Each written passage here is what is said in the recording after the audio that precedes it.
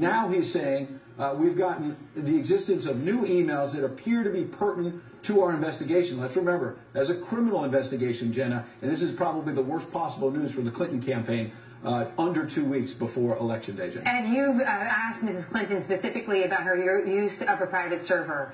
And one of the things that the Clinton camp has said repeatedly during the time that the FBI investigation was ongoing is that the candidate herself was not under investigation. And it was a matter of semantics.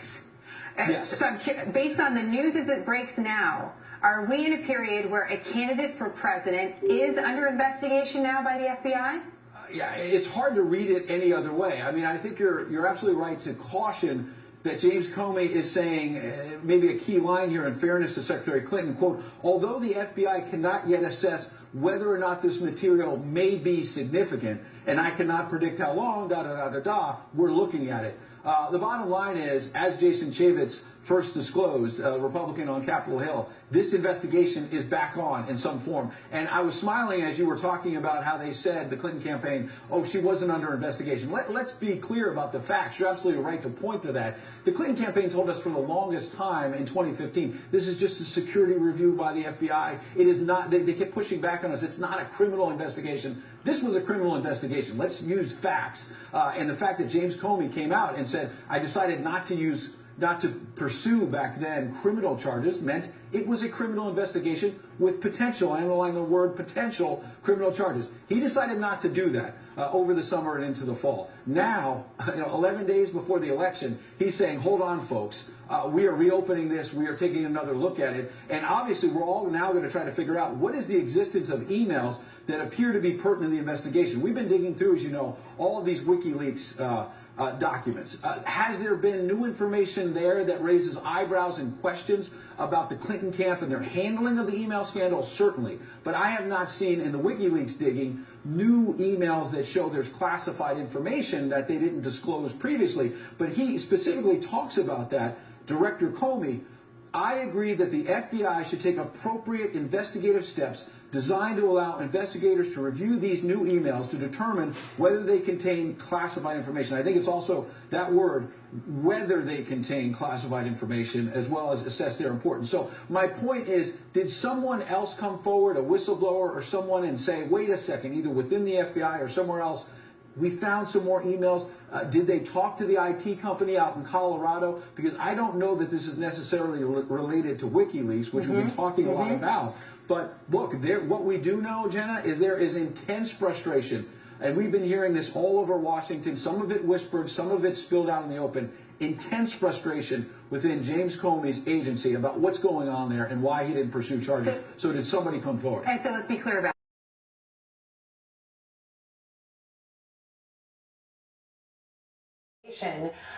Ed Henry's back with us. We just goodbye, Ed, for just a moment because hello. Thank you. It's nice to have you back with us. And now we have more information about the fallout from these WikiLeaks documents and the reopening of this case. What have you learned?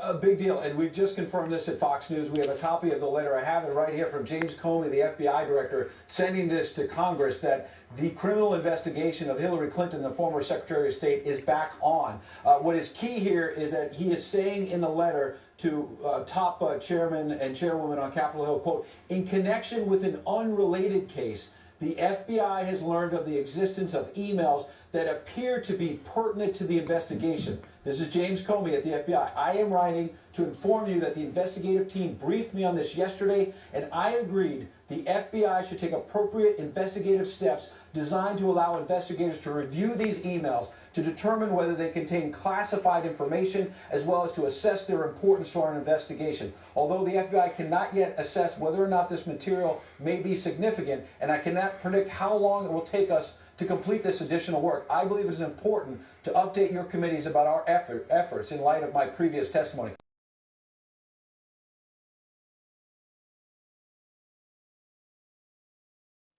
Thank you very much. Director Comey, thank you for being here. I know there are a lot of things you would probably much rather be doing than sitting on the hot seat, so to speak.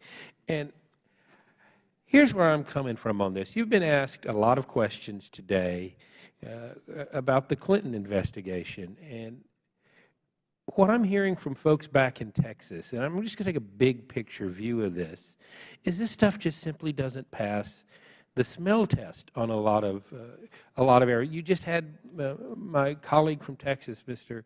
Ratcliffe, list a long list of things that y'all didn't have in the investigation. You've been asked earlier today, well, would you reopen the investigation? What would it take to get you to reopen the investigation? We've had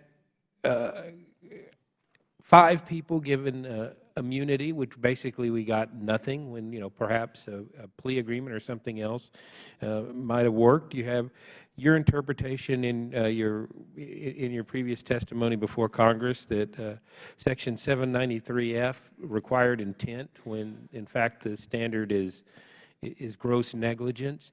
And it's just a long list of things that just have people scratching their heads going, if this were to happen to me, I would be in a world of hurt, probably in jail. And how do you respond to people who are saying that this is not how an average American would be treated? This is only how Hillary Clinton would be treated. Yeah. Look, I've heard that a lot, and my response is demand, when people tell you that others have been treated differently, demand from a trustworthy source the details of those cases. Because I'm a very aggressive investigator. I was a very aggressive prosecutor. I have gone back through 40 years of cases, and I'm telling you, under oath, that to prosecute on these facts would be a double standard, because Jane and Joe Smith would not be prosecuted on these facts. Now, you'd be in trouble. That's the other thing I've had to explain to the FBI workforce. You use an unclassified email system to do our business, and in the course of doing our business, talk about classified topics, you will be in big trouble at the FBI. I'm highly confident of that. I'm also highly confident, in fact certain, you would not be prosecuted. That's what folks tend to lump together. So I care deeply about what people think about the justice system, and that it not have 2 standards. It does not, and this demonstrates But you look at General Petraeus in his handling of classified information. You look at, and I'll go back to what you're saying. But when you look at it, demand to know the facts. I don't want to dump on General Petraeus, because the case is over, but I would be happy to go through how very different that circumstance is than this circumstance. And you talk about, you tell your FBI agents, if you do what we're investigating here with material from the FBI, you'd be a world of trouble. I would assume that could potentially be fired. Is Hillary Clinton she didn't get in any trouble at the State Department. The only trouble she's got now is trying to explain it to the American people.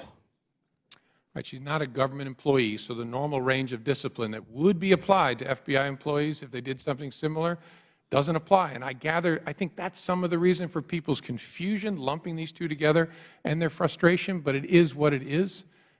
And all I can tell people is demand the facts. When people tell you, oh, so-and-so has been treated differently, demand the facts on that. All right, so if somebody were to, let's just do a hypothetical. Let's say somebody here in Congress were to email my personal email some classified information, and I'm on I get my phone, it comes to my cell phone too, my personal email comes to my personal cell phone. I look at it and go, wow, that probably shouldn't be on there, and don't do anything. I mean, to me, that's being grossly negligent with classified information.